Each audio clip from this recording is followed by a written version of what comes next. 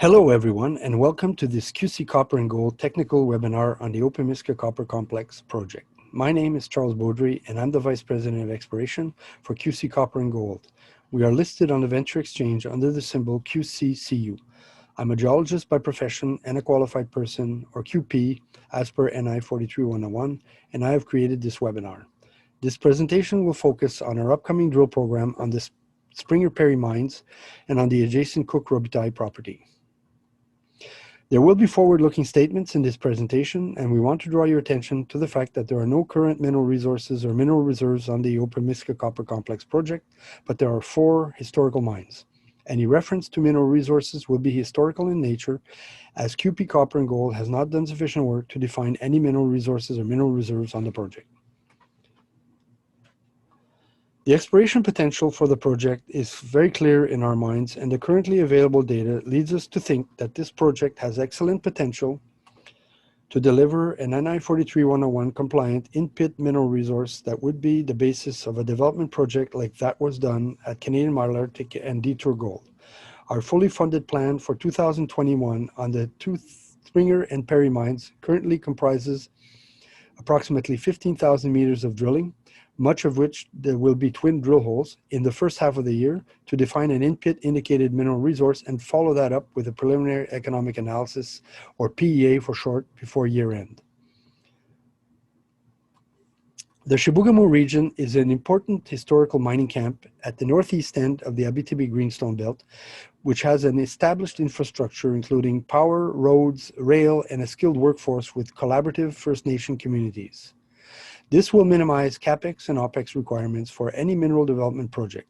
As the saying goes, it doesn't get really any better than this. The OPEMISKA project is formed of 3 properties: the OPEMISKA proper, which hosts the Springer and Perry mines, the Cook-Robitaille property, hosting the Cook and Robitaille mines, and the Scott property located further east. The OPEMISKA project has, as mentioned, 4 historical mines located on both sides of the Gwillim Fault, a major northeast trending fault structure that is thought to have controlled the mineralization in the mines at Chapet. The OPEMISKA project spans 13 kilometers of this key fault structure.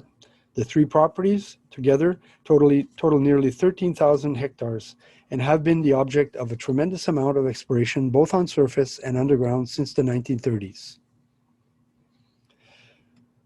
The historical underground mines on the OPEMISKA project together produced over 1.2 billion pounds of copper and about 530,000 ounces of gold. For perspective, that is a third of the copper production in the CHIBOUGAMAU mining district and about 10% of the historical gold production. The historical production was dominated by copper, but the copper-gold ratio is quite variable, and the Cook mine was mainly a gold deposit with a copper credit. OPEMISKA is not a grassroots exploration project. We have a lot of data, including logs for over 15,000 drill holes totaling nearly 1,000 kilometers of drilling and over 320,000 assays. We have digitized all the veins, stopes, and underground workings at Springer and Perry in 3D, and we have additionally over 10,000 meters of more recent diamond drilling, including 23 holes totaling 3,400 meters drilled by QC Copper that confirm our fundamental hypothesis that a lot of lower grade material was left behind from underground mining because the cutoff grade was 1.5% copper and only the widest and richest vein material could be mined economically during the 40 years of production. In an open pit, the cutoff grade is likely to be about 0.3% copper equivalent, and the average grade, which would be lower than the underground cutoff grade, could nevertheless still be close to 1% when we include pillars and the narrow veins that were not mined. We see excellent potential to define near-surface copper-gold resources at Springer and Perry. We plan to carry out 15,000 meters of drilling in 2021 to bring the project to resource stage, immediately followed by a preliminary economic analysis. The existing infrastructure and mining-friendly communities surrounding can allow us to fast-track the development of the project if we are successful in this phase of work. Our 2019 drill program confirmed the presence of extensive low-grade mineralization between the veins and high-grade mineralization in the crown pillars. Moreover, our in-house work compiling this information gives us a high degree of confidence that the project will deliver. We're not flying blind because of all the historical data. In fact, our biggest challenge is the validation of the historical data in order to produce a 43101 compliant mineral resource. In order for us to advance the project to the development phase, we need to validate the historical mine assays, which can only be done through a large twin drilling campaign because no core has been preserved. This will be an important element of the planned 2021 diamond drilling program. We already have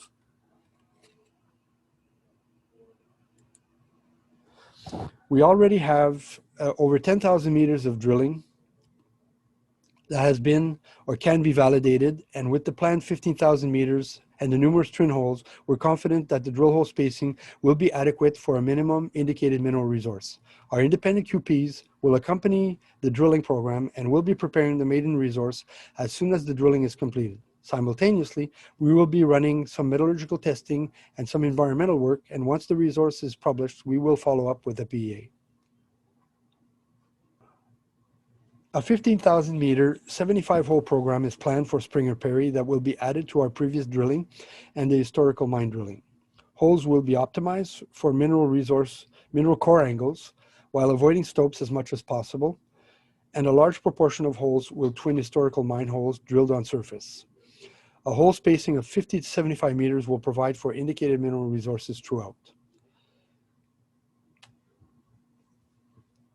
On the Cook Robitaille property, there is abundant mineralization that was intersected in historical drilling, but veins tended to be narrow and difficult to connect, so only the more important veins, such as Cook and Robitaille, were eventually mined.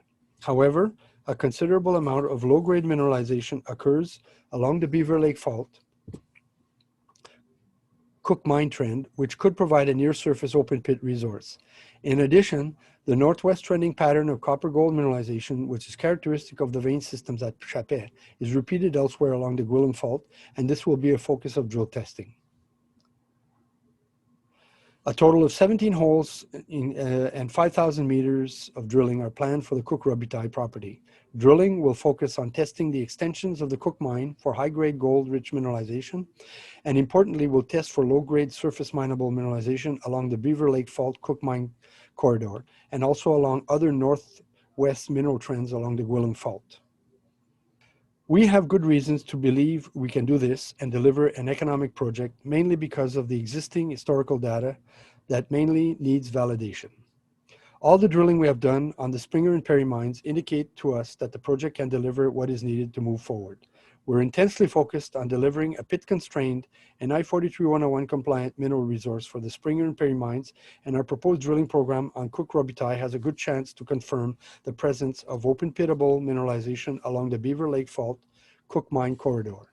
If we are correct, and the upcoming drill program confirms this interpretation, the project could create a lot of value for all stakeholders. Our plan is to deliver a maiden in-pit mineral resource on Springer and Perry in the first half of 2021 and a PEA before the end of the year. We will start the program with a single drill due to limited availability of drill rigs and crews, but we'll add 1 to 2 drills as soon as machines become available. Results permitting, we hope to fast-track the project to start of pre-feasibility within 18 to 24 months. Thank you very much for your attention, and please feel free to contact us if you have any questions. We sincerely hope that with this presentation, we were able to convince you of what we see as a truly amazing mineral development opportunity in the heart of one of the most important historical mining camps in Quebec, a premier jurisdiction for mining development in Canada. Thank you.